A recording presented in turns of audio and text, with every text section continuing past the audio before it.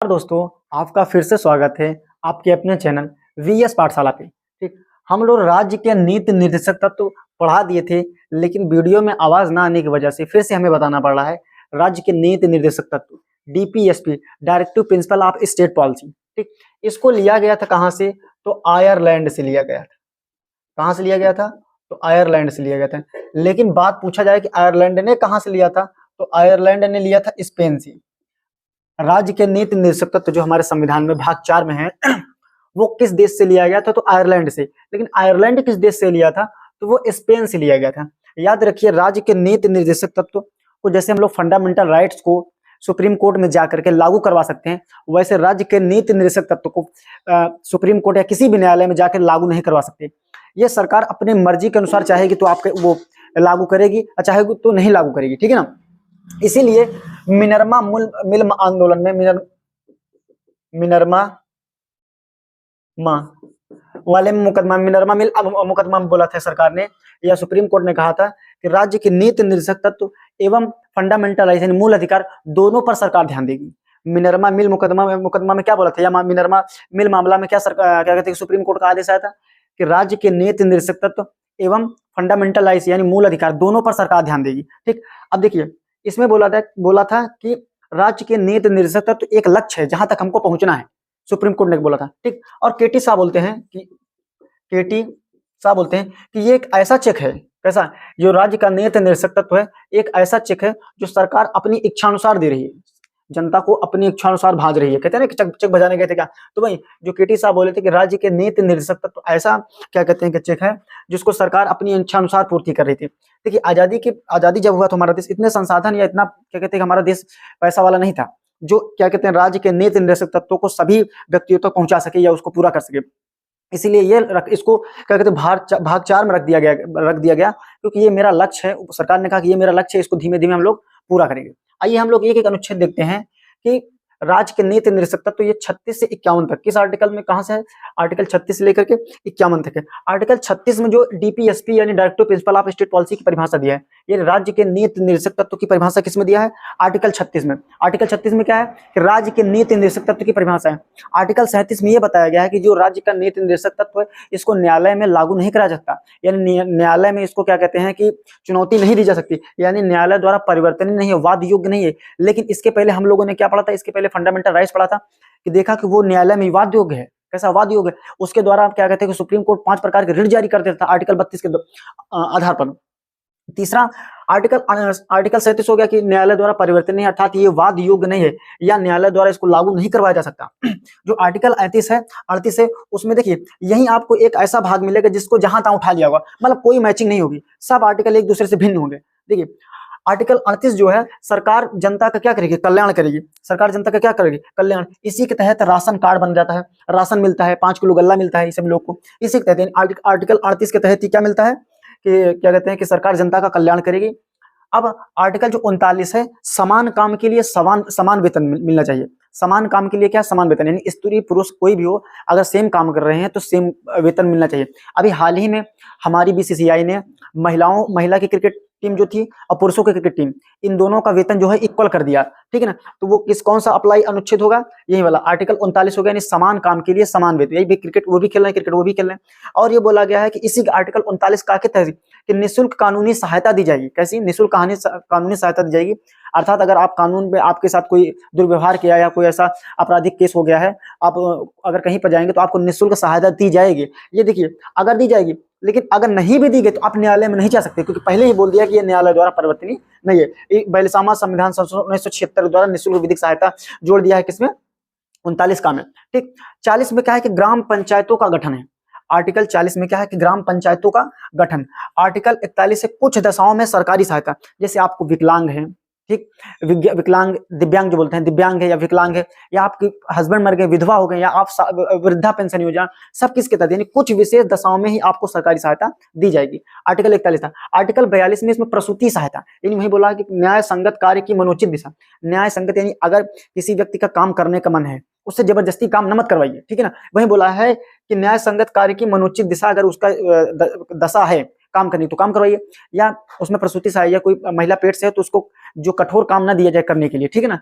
इसमें आर्टिकल 42 में आर्टिकल 43 में है कि उस व्यक्ति को उतना वेतन दिया जाए ताकि वो अपना जीवन यापन कर सके। यानी निर्वाह योग्य मजदूरी की बात किया गया है। किसकी बात किया गया? निर्वाह योग्य। आर्टिकल 43 में निर्वाह योग्य मजदूरी की, यानी मजदूरी करने का उसको इतना वेतन दो कि उसका जीवन यापन हो सके। और आर्टिकल 43 में क्या है कि कर्मगारों की भागीदारी किसमें? उद्योगों में। उद्योगों में बोला है कि उद्योग प्रबंधन में कर्मदारों की भागीदारी, जो जो वहां के मजदूर भी रहेंगे उद्योग प्रबंधन में काम उनकी भागीदारी होनी चाहिए कि हाँ, मैं जिस क्षेत्र मैं जहाँ पे काम कर रहा हूँ उसका क्या कहते हैं कि भागीदारी उसमें अच्छे से, हाँ, उसी को अच्छे से काम करें।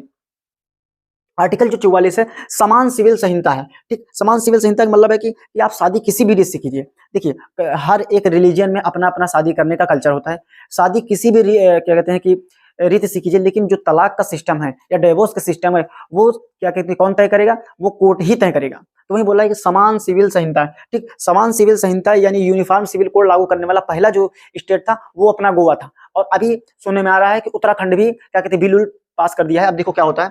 ठीक, आर्टिकल जो 45 है, आर्टिकल 45 6 वर्ष से कम बच्चों को, जो शिशु हैं, जो 6 वर्ष से कम बच्चों का स्वास्थ्य का ध्यान सरकार रखेगी। कौन? इसी के तहत उन लोगों को टीका लगता है। 6 वर्ष से कम बच्चों को, देखिए 45 से तो याद करिए 45 6 मतलब इससे 6 वर्ष से कम बच्चों को क्या मिलेगा? उनको निःशुल्क स्वास्थ्य क्या कहते हैं सुरक्षा मिलेगी। और इसी में बोला गया है कि इसी में बोला गया था कि 6 वर्ष से 14 वर्ष को बच्चों को निःशुल्क शिक्षा दी जाएगी। लेकिन इसको क्या किया गया कि 86वां संविधान संशोधन 2002 के द्वारा इसको फंडामेंटल राइट्स बना दिया गया। ठीक है ना। अब आ जाते हैं आर्टिकल 46 में क्या? एससी एसटी ओबीसी के लिए विशेष आरक्षण की चर्चा है। एससी एसटी ओबीसी के लिए क्या है? विशेष आरक्षण की चर्चा है। और आर्टिकल 47 में कहता है कि सरकार जो है नशीली दवाओं पर बैन लगाएगी।